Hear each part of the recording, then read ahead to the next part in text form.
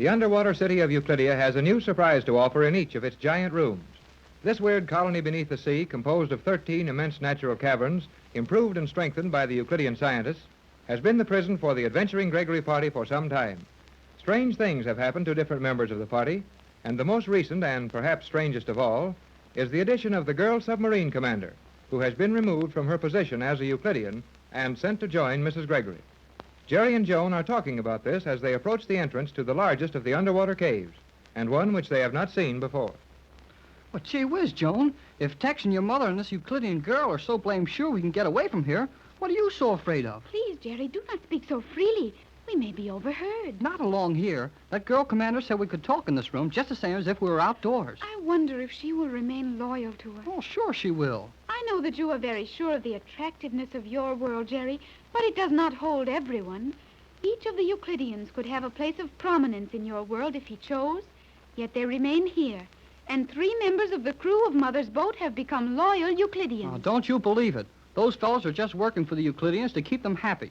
You'll see whose side they're on when the time comes to escape from here. I hope you are correct, Jerry. But in any event, I'm sure you speak too freely of escape. Well, okay, I won't say any more about it, but we'll escape just the same. Is this the entrance we're to use? Oh, it must be. It's the only one near here. Then let us enter. Well, sure, come on.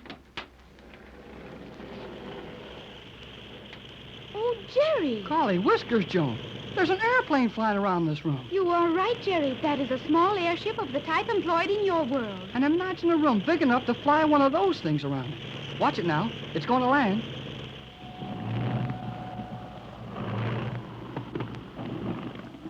Jerry, there is no one in that plane. There ain't what? Not ain't. No, isn't either. You're right. That cockpit is empty.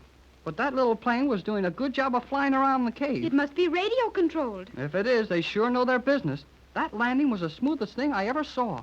How large would you estimate this chamber to be? Well, I'm not used to rooms this size, and things fool you around this crazy place. Well, I'll bet it's at least 2 miles across and pretty near a mile high. That would be my estimate, too. Oh, wonder they can fly airships in here. But why are they doing it? I should say that was obvious. They are testing the plane in some manner. Well, sure they are. But why test a thing like that? Well, they've got rocket planes here that will go 1,000 miles an hour. Why would they be playing around with a little old ship like that? That I do not know. Well, I'll bet I'll find out pretty soon.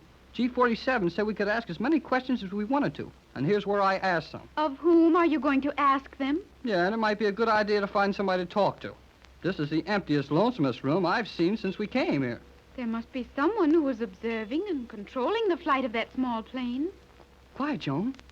Listen.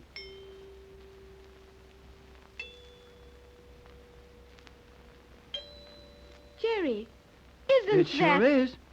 Why, that must be the old guy who experiments with notes of music. What's his name? Octavo. Yeah, that's the fella. He's trying to figure out a note that will bust up something right now, I'll bet. I believe the sound came from behind that steel screen over there. Well, let's try it over and see. Yes.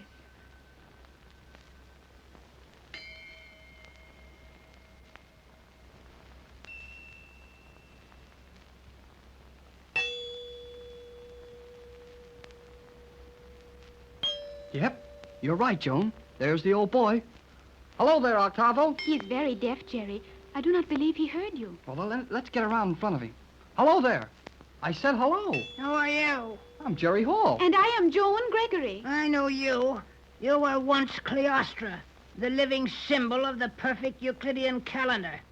Now you are an outcast. The choice was mine. The choice of the outcast is usually his own. Hey, look here, mister. We didn't come around here for you to make wisecracks to us. Was there any purpose in your coming? Sure there was. Then state it. I'm busy. We will not interrupt, but G47 gave us permission to visit various parts of Euclidia and ask questions regarding anything we did not understand. And there's plenty we don't understand. I can believe that of you. Well, never mind that stuff. Is it all right if we watch what you're doing? If G47 has given his permission, it is not within my province to deny a request. No, okay. We won't get in the way. What are you doing? Did you observe the flight of that robot-controlled plane? Yeah? We witnessed the end of a flight as we entered this chamber. I am working with the destructive musical notes, searching for the keynote of the motor in that plane. When I find it, the plane will crash. I should think it would. I will be interested in studying the results. To try it out on real planes in our world someday, huh? Who knows? Well, I don't know, but I've got a pretty good idea. Keep your ideas and hold your tongue. Please, Jerry, we will not be allowed to witness this experiment if you anger Octavo. Oh, okay, I'm shut. I believe I am approaching the correct note. I will send the plane aloft once more. How do you do that? Thales, the master electrician, is operating the controls for me. You may see him in the tower yonder. There he is, Jerry. Oh, I see him, and I don't like him. Jerry, was that not sudden? Sudden? It's worse than that. Well, that little plane just jumped into the air. You will observe the plane. It is flying rapidly, in irregular curves and loops. Watch it intently as I strike a variety of notes on the musical glasses.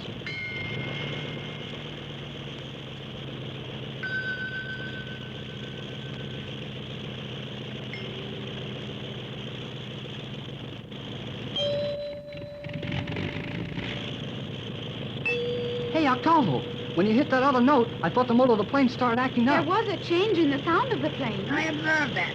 However, the plane continued unharmed. The musical note was, therefore, not perfect. Yep, it's still flying, but that came mighty close. I will signal Thales to land the plane and rearrange the scale of these glasses. That is very clever, is it not, Jerry? The manner in which that small plane is controlled from a distance. Sure is, but I've seen that done back home. What I'm interested in is this musical glass thing. You will observe that I will change the level of the liquid in several of these glasses.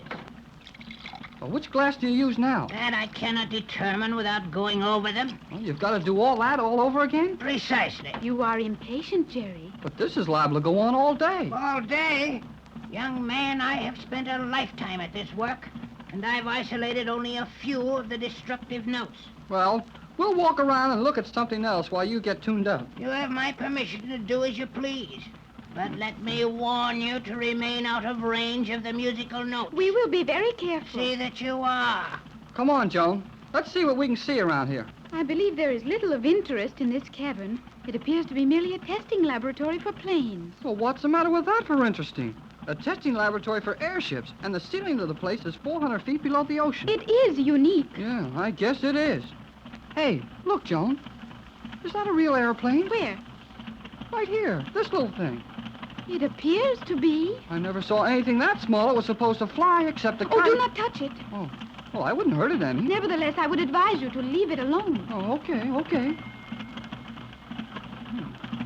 Sounds like Octavo's getting ready to try it again. The little airplane is still standing idly. Well, I guess the old boy knows he hasn't even got a note to close to what he needs. There is the control tower, Jerry. And Thales looks like he's got some fun out of doing something to us.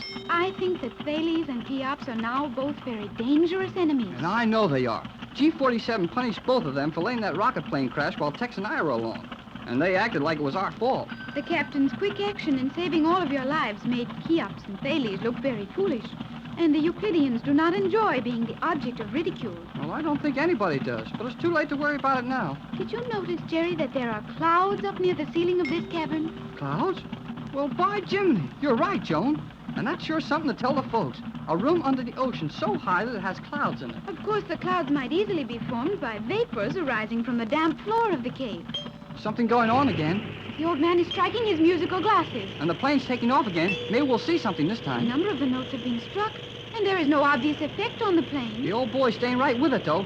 He must think he's got something. He has unlimited patience. One thing you've got to say for Thales, he sure knows how to run that plane by remote control. Jerry, I believe Octavo is nearing the solution of his problem. What makes you think so? He is striking that one note continuously. Yep, he is. Maybe that's the one. We'd better watch that little plane mighty close now. Oh, boy! He put in your hand at that The time. motor was stopped for a moment, but it is running perfectly again. He's striking that note again. And you can hear it. It's longer. It seems to stay in the air. Jerry, that motor has stopped. And the plane is falling. No, the motor is functioning again. Boy, that was close. I wonder what he'll do now. He is repeating that note. Yep. And this time he's really making it stay in the air. Motor is uncertain. No, it has stopped. He's got it, Joan. He's got it this time for sure. The plane is falling. Oh, although Thales is working the controls in an attempt to keep it afloat. He'll never keep that ship up. Look, Joan, the motor wasn't the only thing the musical note hit. The wings. See how loose and floppy they The are? entire plane is going to pieces. It's going to crash.